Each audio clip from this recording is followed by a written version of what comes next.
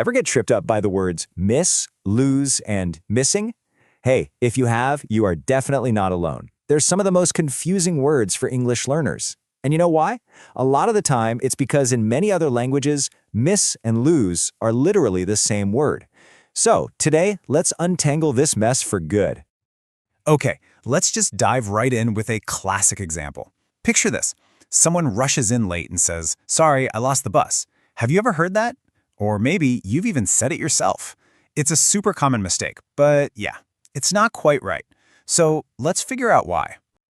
So over the next few minutes, we're going to break down exactly when to use each of these words. My goal here is to give you some really simple, clear rules so you can feel totally confident using them. We are going to clear this confusion up once and for all.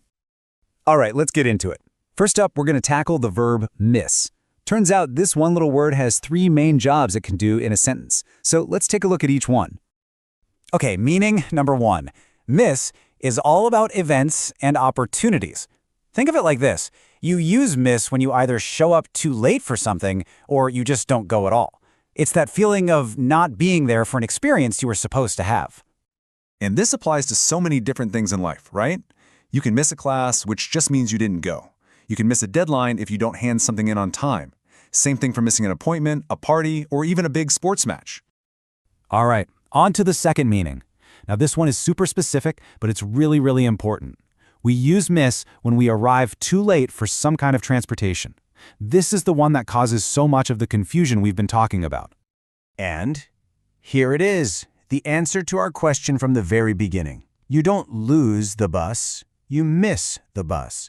And it's the same for a train, a flight, a plane, you name it. If you get to the station or the airport just a little too late, well, you've missed it. Okay, the third and final meaning for miss is a totally different vibe. It's purely emotional. It's about that feeling of sadness you get when a person or even a thing isn't with you anymore. You know, that feeling of longing? This is probably the one we're all most familiar with, right? It's when we say things like, "I miss my family," or "I miss my friends." You can even get a little nostalgic and say something like, "I miss the way things used to be." Okay, so I think we've got miss down.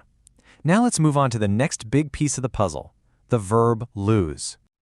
But hey, before we get into the meanings, just a super quick but really important tip on spelling and pronunciation. The verb we're talking about is L-O-S-E, and it's pronounced with a Z sound, lose. It gets mixed up all the time with L-O-O-S-E, which has an S sound, loose, and means not tight. Honestly, that's a mistake even native speakers make, so it's a good one to watch out for. So lose basically has 4 main jobs. First, and probably the most common, is when you just can't find something, like when you lose your keys. Second, it can mean you have less of something than you did before, like when you lose weight. Third, it can mean you don't have something anymore, like when someone unfortunately loses their job. And finally, you use it when you don't win a competition, when you lose a game. Okay, so we've covered miss and we've covered lose. But hold on, there's one final piece to this puzzle, and it's a little more subtle. What about the phrase, to be missing?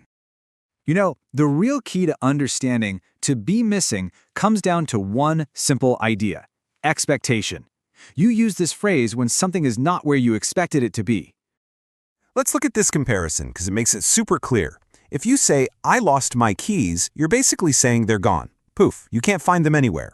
But if you say, "My keys are missing," you're saying something a little more specific. You're saying they aren't in the place you expected to find them, like on the hook right by the door.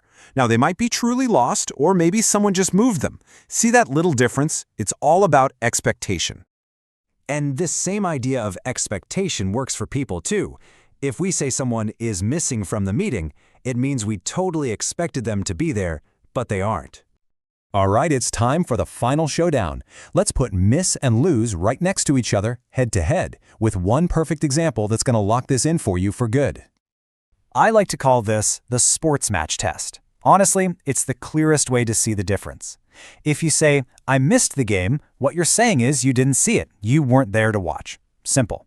But if you say, "I lost the game," well, that means you were actually playing in it and your team didn't win. See that? 2 sentences, completely different meanings.